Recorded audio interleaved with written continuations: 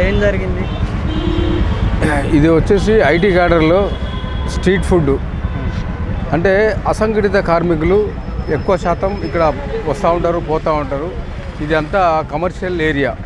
దీంట్లో ఏంటంటే సంఘటిత కార్మికులకు ఐటీ కంపెనీలలో పనిచేసే వాళ్ళకి కానీ మంచి మంచి షాపులలో పనిచేసే వాళ్ళకి వాళ్ళ క్యాంటీన్స్ ఉంటాయి. ఆ క్యాంటీన్స్లో వాళ్ళు తింటారు. అసంఘటిత కార్మికులు నెలకి 8,000, 10,000 సంపాదించే కార్మికులు వస్తారు.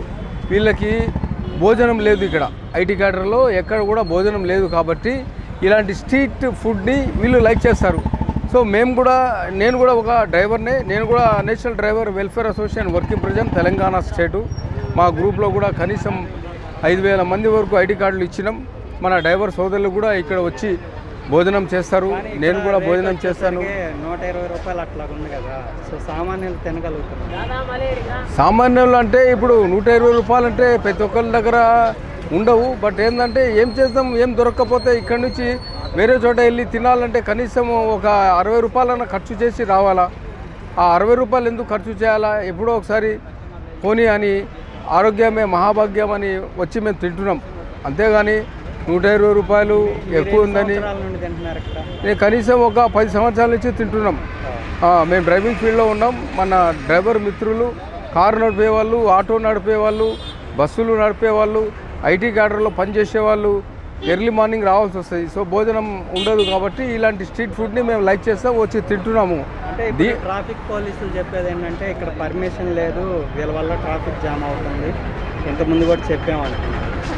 వాస్తవమే, ట్రాఫిక్ ఆంక్షలు, ట్రాఫిక్ జామ్ అవుతుంది, పోలీస్ వారికి ఇబ్బంది అవుతుంది, వాస్తవమే. కానీ ఐటీ క్యాడర్లో అసంఘటిత కార్మికులకు తినడానికి తిండి భోజనశాల జిహెచ్ఎంసి పెట్టాలి. వారి బాధ్యత.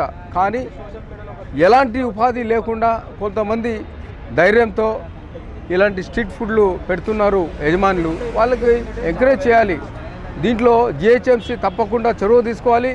పోలీసు సిబ్బంది కూడా వచ్చే డ్రైవర్లు కానీ పనిచేసే కార్మికులు కానీ ఎవరైనా కానీ భోంచేసే వారికి చెప్పాలి, బండు ఇక్కడ పెట్టకూడదని. ఇక్కడ తప్పకుండా ట్రాఫిక్ అధికారులు ఇక్కడ తప్పకుండా హోంగార్డులను పెట్టి కంట్రోల్ చేయాల్సిన ఆవశ్యకత ఎంతైనా ఉన్నది. ఎందుకంటే కార్మికులు ఎక్కడ తింటారు? ఐటీ క్యాడర్లో ఎక్కడ ఉన్నది? సంఘటిత కార్మికులకు మటుకు క్యాంటీన్లు ఉన్నాయి. అసంఘటిత కార్మికులు, చిన్న చితక కార్మికులు ఎక్కడ తింటారు? ఇది ప్రజాస్వామ్యం కదా, ప్రజల కోసమే కదా ఉన్నది. అవునా కదా? నిజమే కదా? అయితే ఈ యూట్యూబర్లు రావడం, ఎంకరేజ్ చేయడము, యూట్యూబ్లలో వేయడము, దీనివల్ల ఏమైందంటే జనాలకి ఒక విధమైనటువంటి ఆకర్షణ కలిగింది. ప్రతి వారికి మొబైల్ ఉన్నది చేతిలో. వీడియో తీయడము, వాళ్ళ ట్విట్టర్లో, ఇన్స్టాగ్రామ్లో పెట్టుకోవడము, దీనివల్ల ఏమైందంటే చాలామంది రావడం, ఇది ఒక తమాషాలాగా తయారైంది. Okay, thank you sir.